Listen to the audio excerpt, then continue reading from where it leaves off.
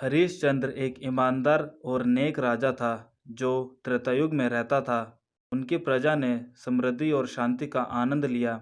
उनकी रानी शैव्या थी और पुत्र का नाम रोहिताक्ष रखा गया।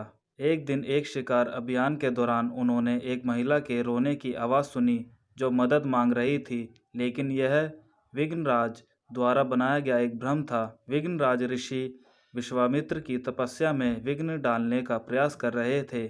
जब उन्होंने हरिश्चंद्र को देखा तो वे उनके शरीर में प्रवेश कर गए और विश्वामित्र को गाली देने लगे। इसने विश्वामित्र की तपस्या को विचलित कर दिया और इस तपस्या के दौरान विश्वामित्र ने जो भी ज्ञान प्राप्त किया था वह सब नष्ट हो गया।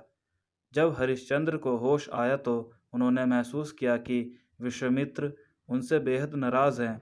उन्होंने अपने अपराध बोध से छुटकारा पाने के लिए ऋषि की किसी भी इच्छा को पूरा करने का वचन दिया।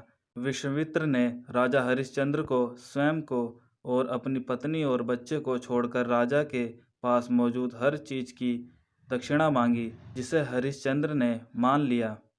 राजा अपनी पत्नी और बच्चे के साथ राज्य छोड़ने वाले थे जब विश्वामित्र ने एक और दान मांगा। क्योंकि उनके पास कुछ भी नहीं बचा था, इसलिए हरिश्चंद्र ने 1 महीने के भीतर दक्षिणा देने का वादा किया।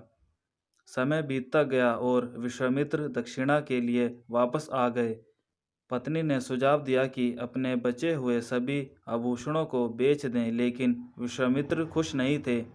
अंत में अपनी पत्नी के आग्रह पर उन्होंने उसे अपने बेटे के साथ एक बूढ़े व्यक्ति को अपनी नौकरानी के रूप में बेच दिया। लेकिन ऋषि के लिए इतना भी काफ़ी नहीं था। एक चंडाल ने हरिश्चंद्र को नौकर के रूप में खरीदने की पेशकश की। राजा ने मना कर दिया और बदले में विश्वामित्र का नौकर बनने को तैयार हो गया। तब विश्वामित्र ने राजा को चंडाल के हाथ बड़ी रकम में बेच दिया।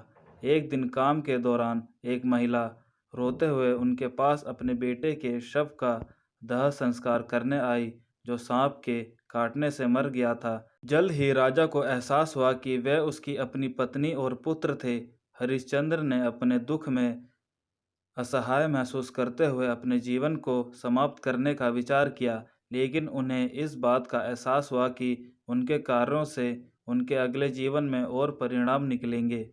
उसी समय रानी ने अपने मृत पुत्र को अंतिम संस्कार करने की तैयारी की, लेकिन राजा हरिश्चंद्र ने कहा कि वह आवश्यक शुल्क चुकाए बिना काम नहीं कर सकता।